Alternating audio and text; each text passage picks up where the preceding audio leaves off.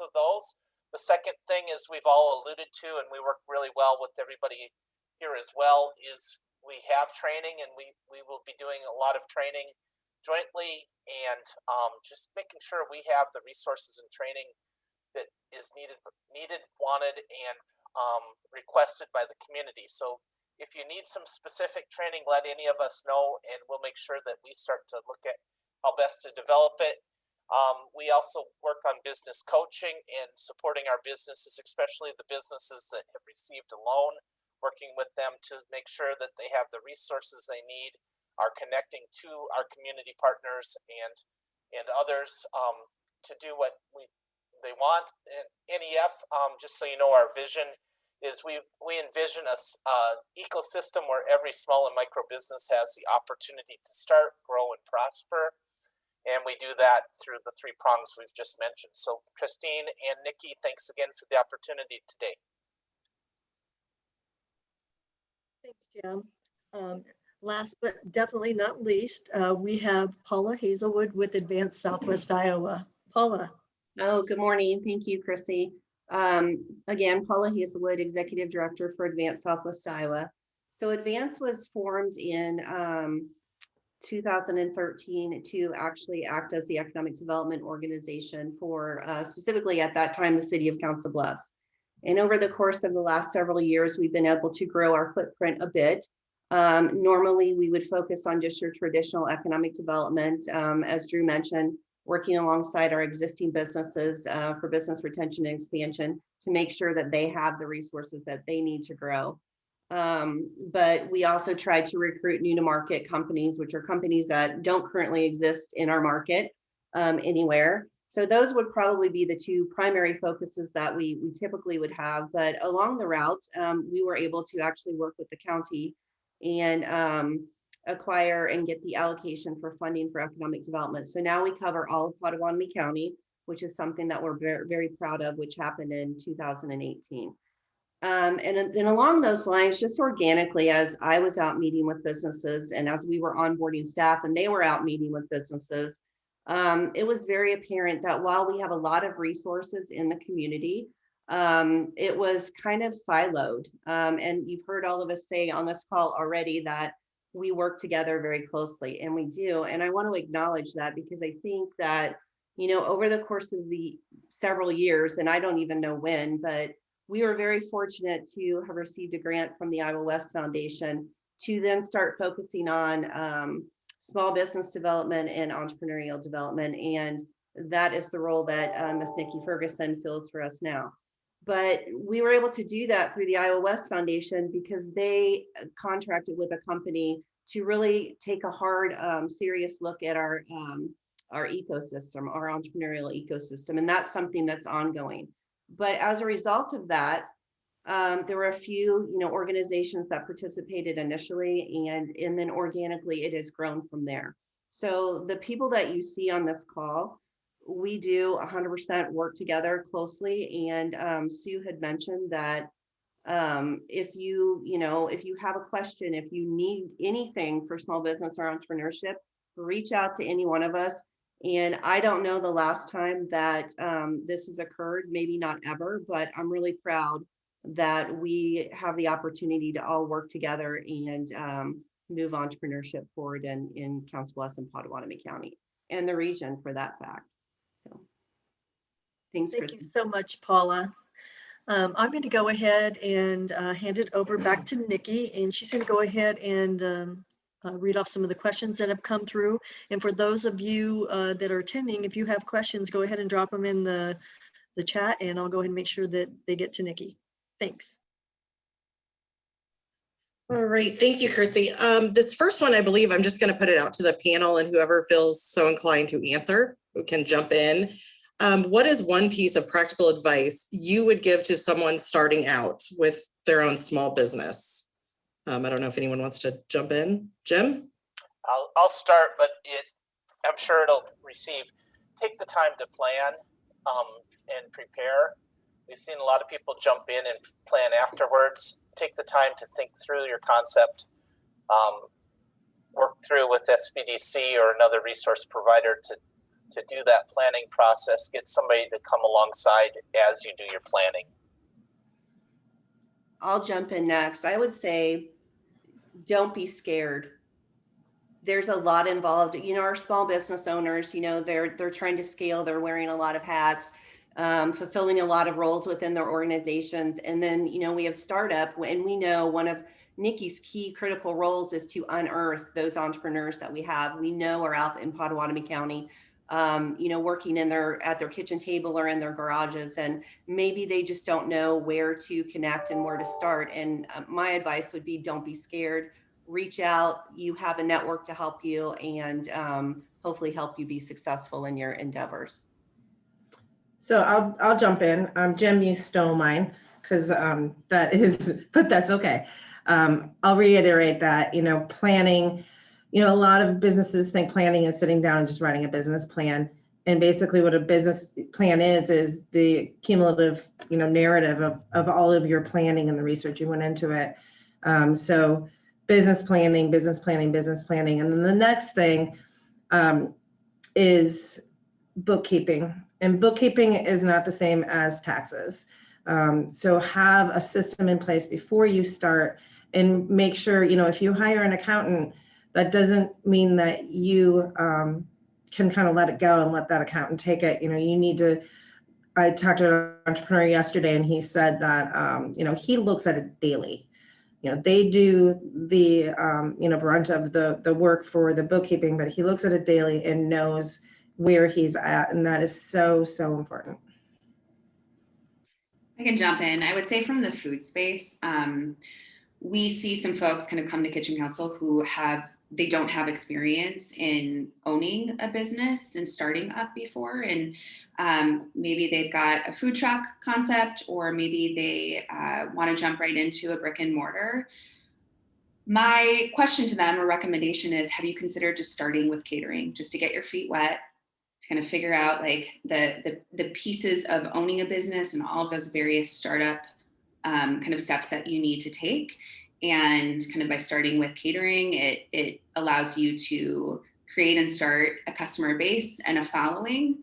There's a ton of overhead that comes with brick and mortars and with food trucks, even a packaged product. And so if you kind of start small, have those ambitions and be eager to kind of jump in, but really start small to create your base and, again, get your feet wet. And then you can always evolve into that brick and mortar, but kind of start where you don't have a ton of overhead attached to your business model.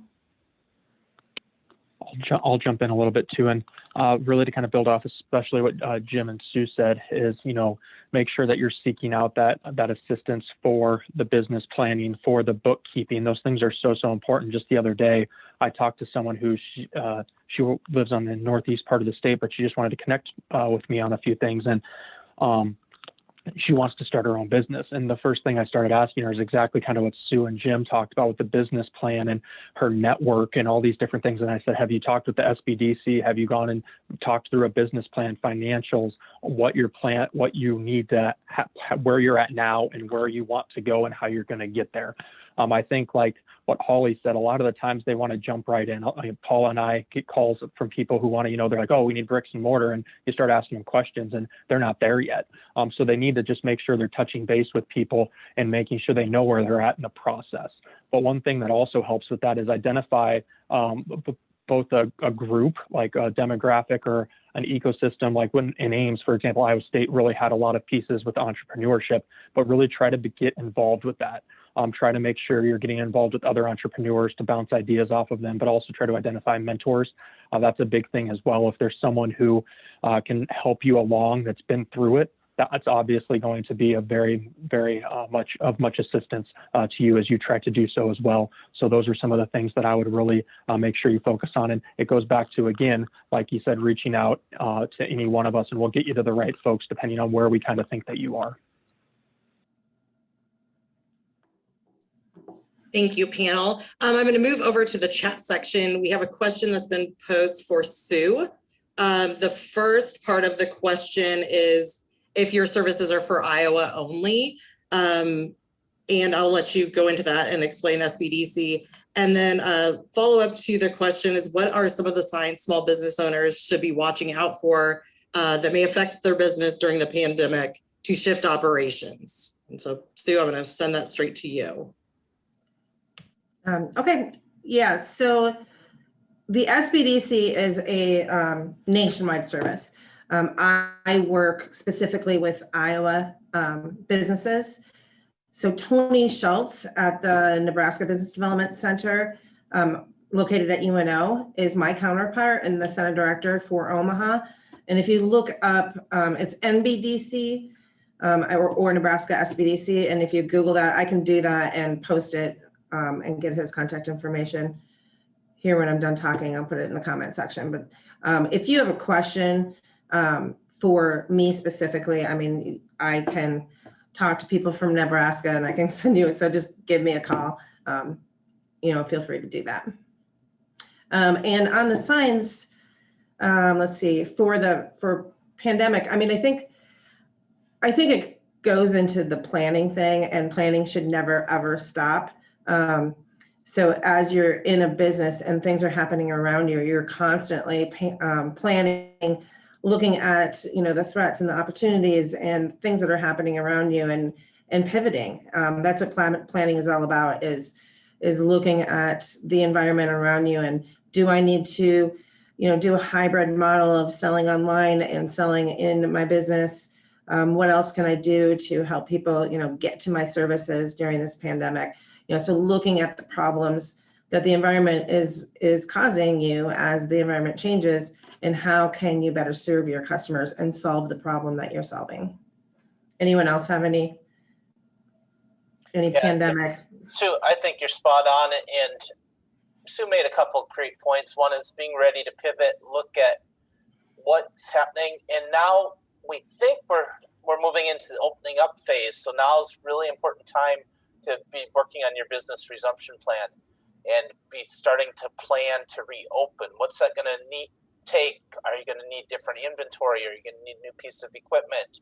Are you going to need to have new process? Has your market changed? So start to get that business resumption planning in place, because signs look good. We're not there yet, but we all are optimistic that we're moving towards a reopening. So have you planned to reopen and reopen strong? Thank you both very much. This next one is going straight to Holly to kick off here.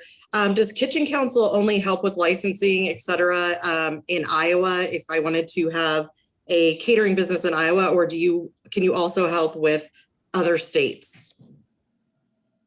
Yeah, that's a good question. We will certainly assist with other states. The two that, of course, I have the most experience with is Nebraska and Iowa. So if someone's actually working out of our Kitchen Council facility, that business has to carry their own license with Iowa Department of Inspections and Appeals. And for us to have this facility and keep it up to code and ensure that it's safe and a great environment and space to work out of, we work closely with Iowa DIA to ensure our members can kind of move through the inspection process seamlessly. With that being said, whether you're formalized in Iowa as a business or not, whether you're based in Nebraska but processing out of Kitchen Council, the assumption is you're going to want to do some business over in Omaha as well. So my job is to also create a great relationship with Douglas County Health Department to ensure I understand, okay, if they're licensed over in Iowa but want to do business over there, what additional licensing do they need? A quick event plug, we'll be doing a Q&A happy hour with Douglas County Health Department on March 29th. I believe it's at 5 or 5:30. You can check it out on kitchencouncil.org. But always happy to put you in touch. And then Nebraska is interesting, where kind of by county, some of the jurisdictions and regulations are different. And so I'm always happy to get you the right contact information or kind of speak through the details that I'm aware of, but you're always going to want to reach out directly to the health department. They are the experts when it comes to licensing and food safety, but Kitchen Council can help in that process. Thank you, Holly. This next question is for Drew. I get the benefits of the chamber, but also her membership is expensive. Are there rates for businesses, or how can I be a part of the chamber when I'm just starting out?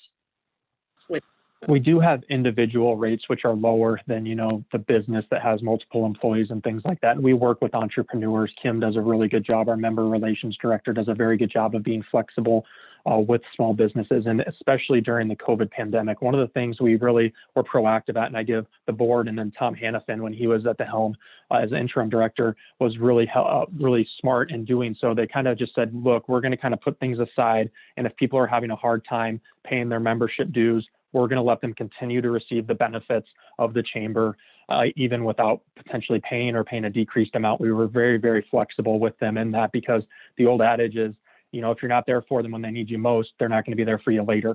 So that's something we've been very, very good at, and we've retained members as a result of that. We saw positive impacts and positive results of that. And I see Judd's on the call. Judd was our board chair up until October of last year, and he was very helpful in that too, because the board really helped push that forward and really help move our mission and our vision with that, as we tried to help small businesses both join the chamber, but then also retain their chamber membership in kind of a hard time with the pandemic. Thank you, Drew. That was really good. The next one is for Jim, and I think there's a lot of questions as NEF is new to the Iowa side of the river. Can you explain what the difference is between NEF and the lending that a normal local bank would do? Yeah, I'm happy to try to get that, Nikki. As a CDFI, oftentimes we don't have to have some of the same regulatory norms that the bank has. So while we still look at collateral, we don't necessarily have to have the same level of collateral coverage. We sometimes, it depends on each bank. Our credit criteria might be a little bit more flexible if you have a credit rating that is still being repaired and improved and built. Sometimes the banks have limits that they can maybe do 75% of a loan. We sometimes can gap that with the bank, so the bank will do what they can do. We'll do what we can do. Just to be fair, we always encourage you to start with your local banker, because your local bank is your best fit. Sometimes, though, the bank can't make everything work because of regulations or policy and procedure they have to work within. And so oftentimes we're able to work either with the bank to find a solution, or work in collaboration or in coordination with the bank to get you a loan. And our goal is really to, if you take a loan with us, we want you to get to the point where you're a bank client and bankable. So we're kind of a starting place oftentimes, or a gap financer when the bank can do part of it, but we can't do the full amount. Very good answer. Thank you very much, Jim. Next, and I'm just going to throw this one out again to the whole panel and whoever would like to jump in. How has entrepreneurship changed in the past 5 years, and what do you see, or what do you predict will happen in the next 5 to 10 years?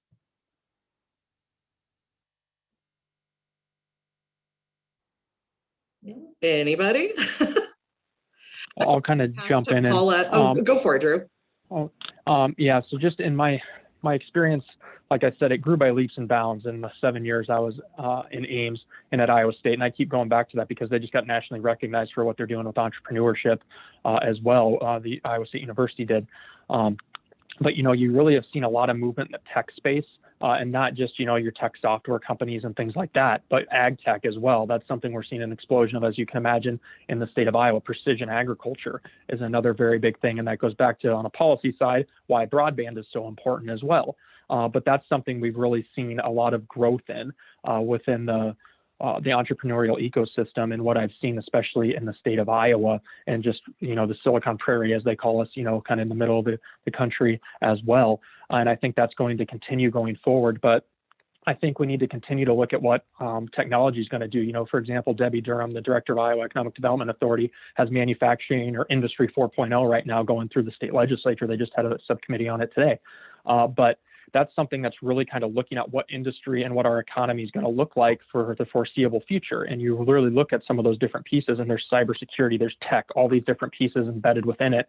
And those are going to be really important in making sure that we're working not only on the broadband side to make sure we have the bandwidth there for whoever may come and what their needs may be, regardless of the industry, but then also just making sure that we're getting everyone prepared to be able to provide the resources like the folks we have on this call that they're going to need, because it's going to be a little bit different. And I think we've also learned from this pandemic, there's a lot of different things that we can do as far as technology goes with meetings and with different things along those lines. And I think that's going to be really important as well going forward. So that's what I would start out with.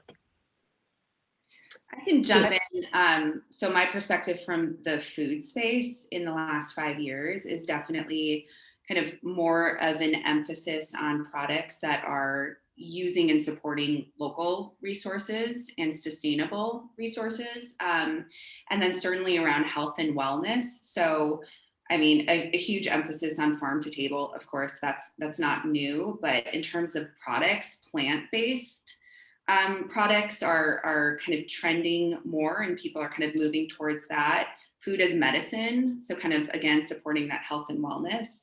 And then convenience. People want healthier options, but they want it at their fingertips. And so we've kind of regionally in the middle of the country seen a huge uptick in kind of using the car delivery services as well. So kind of going back to that question of what are the signs? I mean, making sure that you can pivot your existing business or start a new business that can get, even when the pandemic is over, your product to your consumers' fingertips very, very quickly and kind of effortlessly. Nikki, I would add on, I mean, I agree with everything that Drew talked about. And I also think that, with the pandemic, it has, with people maybe being, unemployed at home, they've had a lot of opportunity. Maybe they had an idea that they've been mulling over for years, and now they're actually, willing to pursue that. And I think we're going to see that explode, and somewhat we already have, and Sue can attest to that. Nikki and Sue both are busier than they've ever been. And I think people are just, ready to, if they have that entrepreneurial spirit, they're ready to, take the risk and maybe start their own business. So, and we have a lot of activity on the tech side of the house, definitely. So I see that enhancing, and I see, probably some individuals that are, had been working corporate, maybe making the pivot to, do something in their own space. And so I think we're going to see a lot of transition moving forward. And I think it's good transition, maybe something good that did come out of the pandemic.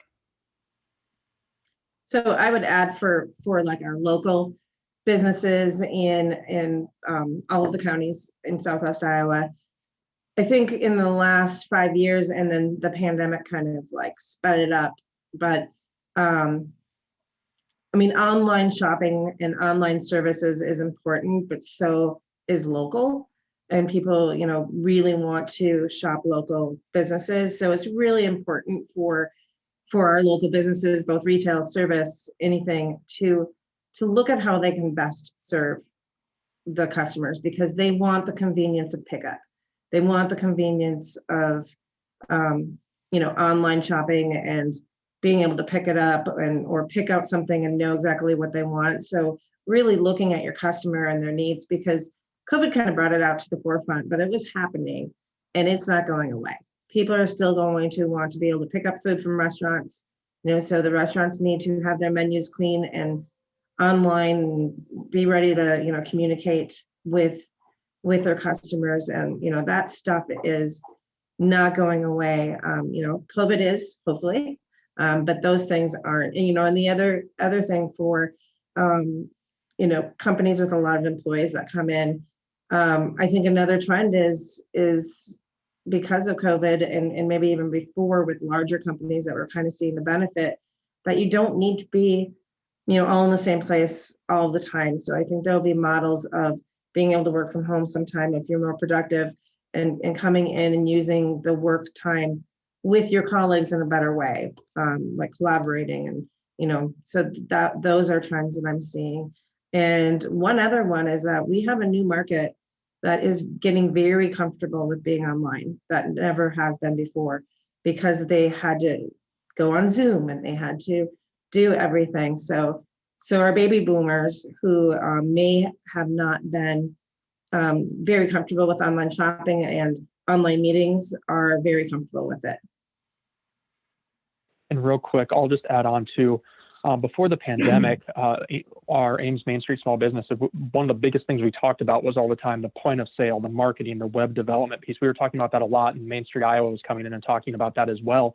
That's only been exacerbated, as Sue talked about, by the pandemic. So people who may have been thinking that in their plan that was further down the line, it definitely moved up in the pecking order of priority, because if they wanted to continue to be successful, they had to do it. And it was even like that before, but like I said, the pandemic's even exacerbated it more so.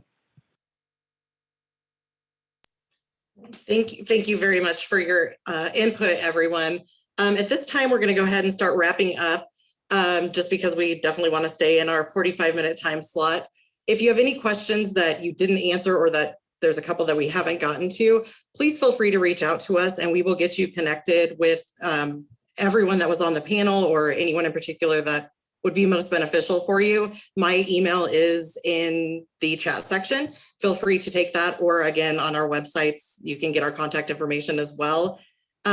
Regardless, I hope you've all gotten some great information on growing your small business or launching a small business. And again, we can get you connected with any of the resources here on the panel. I want to thank our panelists for taking the time today. Jim with NEF, my director, Paula, Holly with Kitchen Council, Sue Pitts at SBDC, and of course, Drew with the Council Bluffs Area Chamber. This is the first of our 45-minute moguls. These will take place on the first Thursday of most every month, with the exception of July and December at 11 a.m. Upcoming events will be on April 1st. We will have everything financial health, talking about taxes and accounting.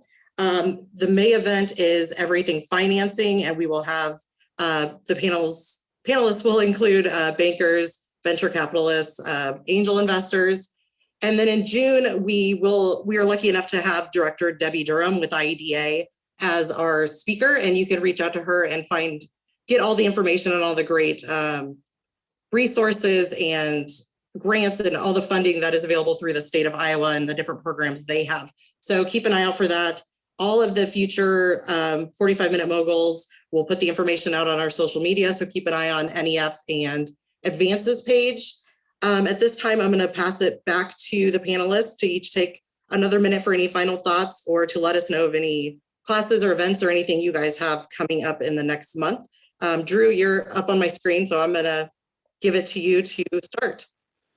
Yeah, sure. Thanks, Nikki, and thanks to all the other panelists for being with us, and then also creating this opportunity for us to get together and talk about this important topic.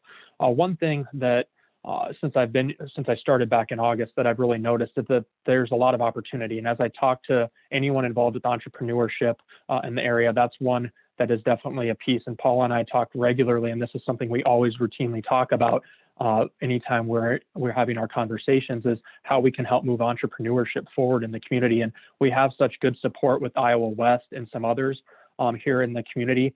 And I just think it's important that we continue to bring this group together to converse about what we all need to be doing to help the folks that are working within, not only within the entrepreneurial ecosystem here in Council Bluffs and Southwest Iowa. One thing I can say in my experience is it's not easy to get those folks out to start, but once you do, they really do show up and they really do want to be engaged. So I'm really looking forward to that continuing to be the case. Hopefully, as Sue said, as we move out of COVID a little bit more as time goes on, we'll get to maybe do some in-person events with those folks and really engage them even more. But I really look forward to that opportunity to do so, because I think that we can really foster something pretty good here in Southwest Iowa as we all work together to do so. As far as events go, we do have, our business after hours, our coffee and context, but those are members only events. We'll continue to do some public policy events. Those are a little bit more open to some folks, but just continue to watch our newsletter, watch our website on the chamber events and the community events to really just make sure that you're kept abreast and being involved in any and every way possible that you can with the Council Bluffs Chamber. So with that, I will just say thank you and look forward to hearing what everyone else has to say. Thank you, Drew. Jim, you're next on my list if you want to give your final thoughts. Yeah, no, I appreciate this opportunity. It's a great panel, great resources, and the great thing is, and Sue said it, but and Drew said it too. Get a mentor, work with people. Council Bluffs is a great community that people are more than willing to jump in and help, work with you, give you insight. Take advantage of that. We have a couple things at Nebraska or NEF that I really want to point out. The first is an in-depth 2-day workshop for QuickBooks. That's on March 22nd and 23rd. This is, I call it, the person that teaches it for us, I say it's like a mini MBA class to be realistic. But if you need QuickBooks, this will take you through the whole process of QuickBooks. That can be found on our website, or Christine can get you that information. The second thing we're rolling out at NEF is a series called Mail, and we'll do this where it's a banker, accountant, insurance person, and legal professional, and we're doing it quarterly. The first one is March 18th. Again, Christine will send information about that. That's where you can ask experts in the bail field. We recommend everybody has a banker, accountant, insurance, and legal person that you can touch base with. So those are the main things, Nikki, but thanks again for this opportunity. We look forward to building an even more vibrant ecosystem. Thank you, Jim. Next, Holly, do you have anything? Yep. So for upcoming events, I mentioned one, the Q&A happy hour virtual with Douglas County Health Department. That's on March 29th from 5 until 6 p.m. You can find that information at kitchencouncil.org. And then the second event that we have is coming up on March 22nd. It's a food photography event, also virtual, with Daniel Muller of the Mullers. And that is from 5:30 until 7 p.m. And then just to reiterate kind of what I mentioned earlier, we are happy to work and support, any food entrepreneur on either side of the river, even if that particular person is not working at a kitchen council. I'm always happy to do a phone call and try to point that person in the right direction or connect the dots where I can. Thanks again for having us part of this panel. Thank you, Holly. Yeah, if you haven't, as an attendee, looked at Kitchen Council, even if you're not looking to do a food startup or value-added product, look at Kitchen Council. It's an amazing facility that we have right here in the Midwest. Next, got a couple of minutes left, and I definitely want to get to Sue for your thoughts on what you have coming up.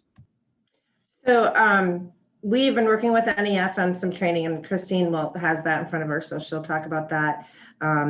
We did tape some very important webinars just to have up on our website.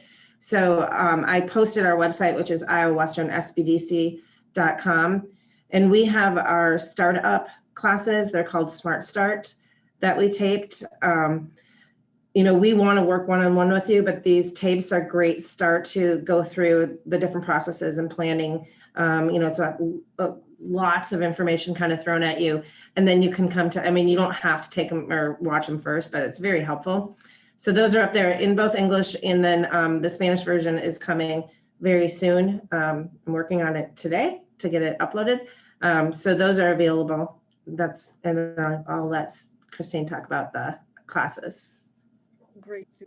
Yeah, Sue and I, SBDC and NEF are partnering it with some webinars called, it's a series called Small Business Essentials. And our next upcoming classes will be March 4th.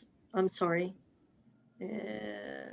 Yes, March 2nd. I'm sorry. Sales tax, or nope, that's not it. April. I'm on the wrong one here. Managing cash flow, April 6th.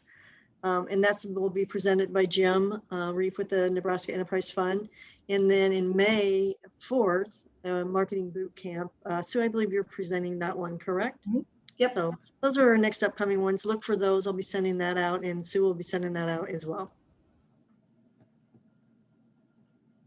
All right, and I don't want to leave, I know we're at time, but I wanted to give Paula a second to give her final thoughts as well. And then we'll let you all go and have a great rest of your Thursday. And we hope to see you on April 1st for the next 45-minute mogul. Paula? I guess what I would say is that, you've heard from a lot of great resources today. And just like with anything else, we're still ramping up our, entrepreneurial network. And I would just hope that you did gain some good information from this session today. And again, you know, I can't reiterate it enough. If you are a small business that's looking to scale, if you're sitting out there with a great idea or a problem to solve, please just reach out to one of us and we will definitely get you connected. We still have a lot of work to do. We have some critical infrastructure components I think we're still going to be looking at with maybe a startup space, a co-location space. We've got a really key component with the Kitchen Council here that, you know, these facilities, especially to the magnitude of what exists at the Kitchen Council, they don't exist in our region. So really have just a shining star there, and we want to, you know, continue to enhance that in the entire ecosystem. So thank you again for your participation today. Great. Thank you, everyone. Have a great rest of your day. And again, thank you for joining us for this first 45-minute mogul. And you'll be able to find a recording of this later on with both NEF and Advanced. So thank you, and everyone have a great day. Have a great day. Thank you. Thanks. You guys have a great day.